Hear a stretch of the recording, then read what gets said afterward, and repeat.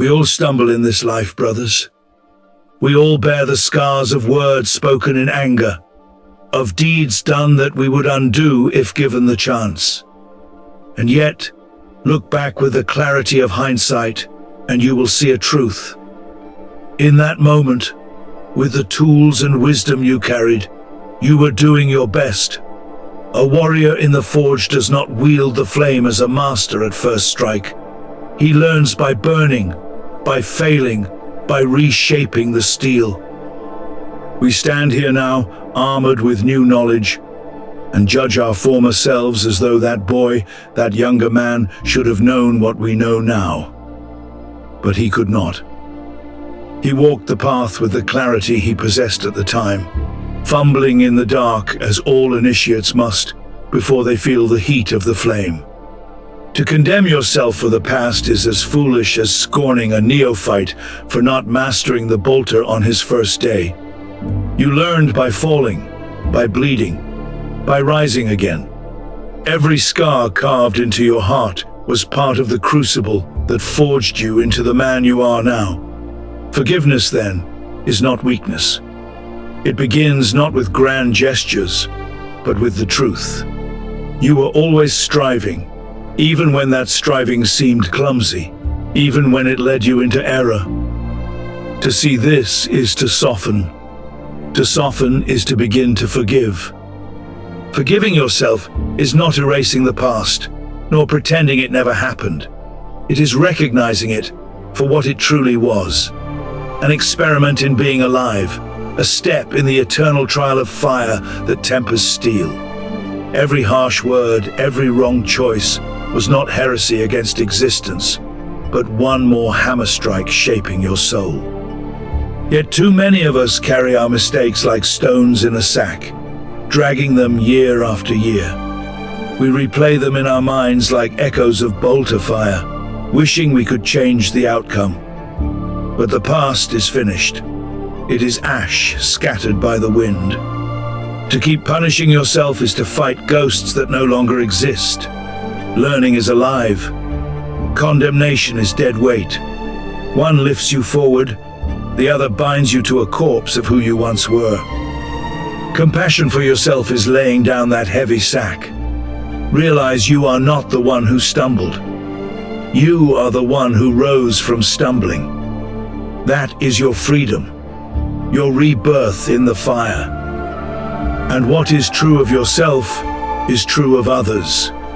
When another wrongs you, they are not choosing from infinite clarity. They are shackled by their own wounds, their own ignorance. If they speak bitterness, it is because bitterness has rooted in their soul, planted there by wounds you may never see. To condemn them outright is to forget they already live in torment. A man who lashes out is not free. He is a slave to pain. To meet him only with judgment is to heap more chains upon him. This does not mean we accept cruelty or excuse evil. A salamander never yields to the enemies of mankind. But even as we strike, we see the suffering beneath the mask.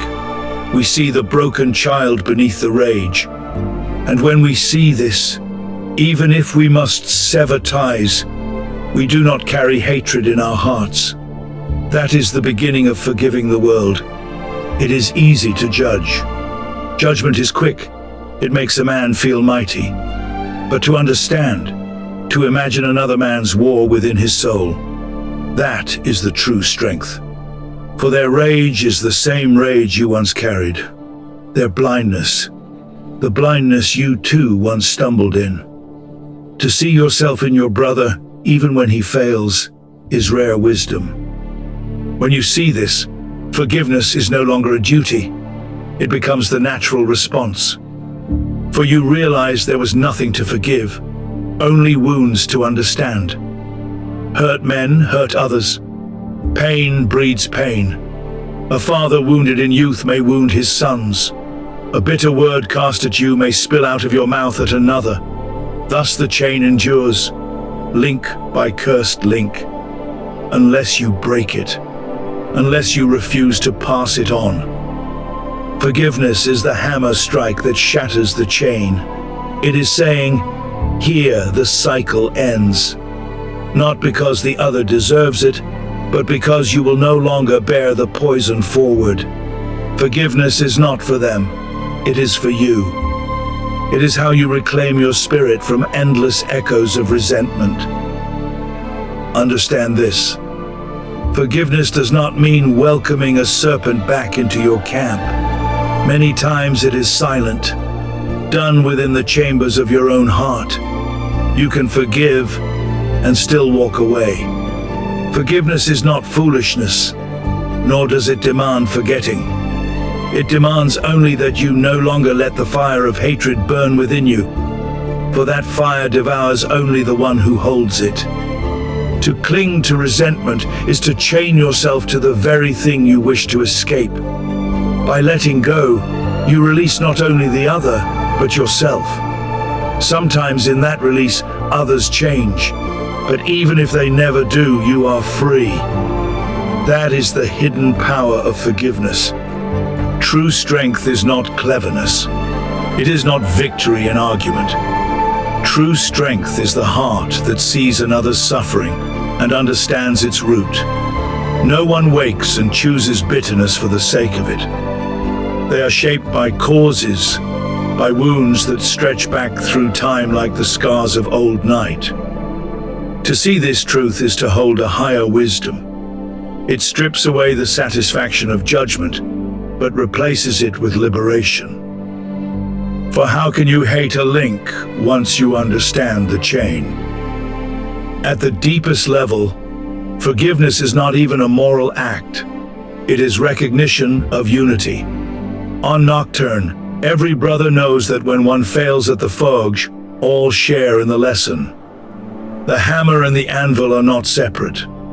So too with mankind. When one harms you, his blindness is not apart from life. It is life struggling with itself. Thus the great teachers, Vulkan foremost, spoke of mercy. Not because it is noble, but because it is natural. There is no separate other to forgive. There is only life stumbling, breaking, learning, rising again. When this vision burns clear within you, compassion ceases to be a struggle. It flows as fire flows. Forgiveness is no longer forced. It happens as surely as the dawn.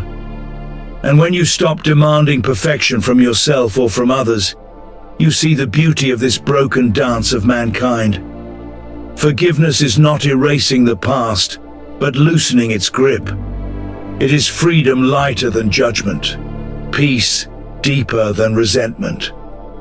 So forgive yourself, forgive your brothers, forgive the world. Not because it is noble, but because it is the only way the flame can keep burning. For the forge of life does not cease. It demands we fall, rise, learn, and endure together. That is how men are made into steel. If you found strength in this video, then your duty is not done. Subscribe and share this message with your fellow battle brothers.